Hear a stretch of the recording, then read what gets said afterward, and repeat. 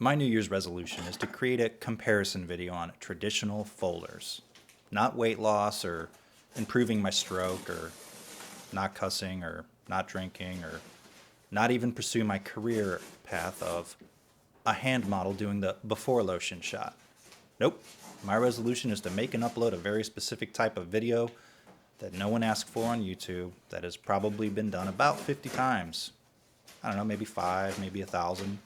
I didn't fact check myself. But before I do that, I have to review some of those folders like this one, the MAM or MAM 2043 Operário liner lock folding knife with a sheepsfoot blade, which is about $12 and made in Portugal. So let's do the dimensions while we all think about which New Year's resolutions will break first. Like the overall length and weight. No more punching old ladies just for saying hello. The blade length and the cutting edge. No more stealing money from charities. The handle size, the grip area. You know, if you aim low, you have nowhere to go but up, right? Spine thickness and handle thickness. Also, no more laundering money through lucrative real estate deals. And the tallness, I think. So the ma'am or the sir, whichever you prefer, makes quite a few cheap folders. Some look like an Opinel, some don't. Some lock, some don't. I, of course, chose the sheepsfoot blade style version with the liner lock. Note that there's also a non-locking sheepsfoot that retails for under $10.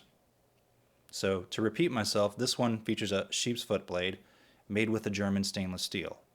Or if I could plagiarize from Knife Center's website, the stainless steel used in these tools came from ThyssenKrupp in Germany and is specially treated using a traditional method of high-quality temper with more than 56 degrees of hardness. This impressive satin-finished steel has molybdenum, vanadium, silicium, and carbon. I don't know what the hell any of that means, but it sounds better than me saying stainless steel.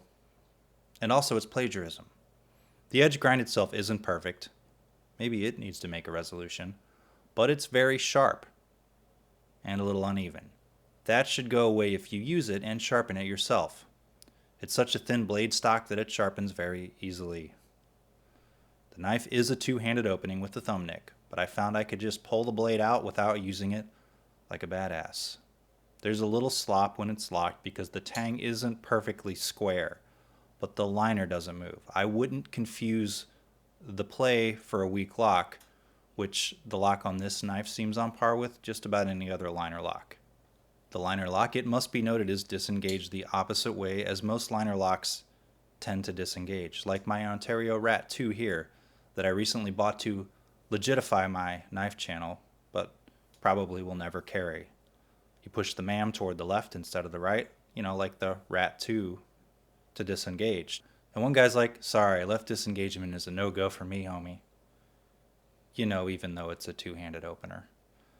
Alright, there's no real detent, but the blade won't open if you fling it downward. The handle is made out of beech wood, of the French variety. It's long enough for my hand, but there is no key in or finger guard, so maybe just use this knife for non-tactical things, like removing gross bread crust or filleting cardboard. Both excellent boring activities for the knife. Also note the liner lock bump on the underside of the handle. It's nice and rounded, but depending on where your hand falls, you might feel it. My hand tends to rest behind it, so no problemo for me. That's Portuguese, right? In the back there's a piece of leather with a knot, so you could easily put a bead sculpture on it, of the traditional variety. There is no clips, so it might work its way down your pocket if you're not careful. Alright, so let's compare it to a few knives. Get a good look at the MAM 2043, then we'll go to the $15 Opinel number 8 with a slightly larger blade. Just a hair heavier, still under 2 ounces, but the Opinel handle is a bit nicer and more bulbous and slightly larger overall. These knives both cost about the same price, but depending on if you hate the Portuguese or if you hate the French, that might inform your decision a little bit better. Let's move on to the $25 Higo no Kami XL, which is a little bit less refined overall and a bit heavier, but a longer blade and a more, uncomfortable but longer handle. Also no lock, but this one is handmade. I don't love this knife, but it's interesting, and since I can't tell you what or who to love, or form your opinion. Maybe pray to the Dark One. I was going to add the Duke to this review, but I don't remember where I put it, so let's look at the $115 Benchmade bug out instead, which is my biggest knife review of last year. Which brings up an important point. Maybe stop YouTube should have been my resolution. In fact, Benchmade liked it so much they sent me a free mini Griptilian to review and never spoke to me again after I sent them a link to the review.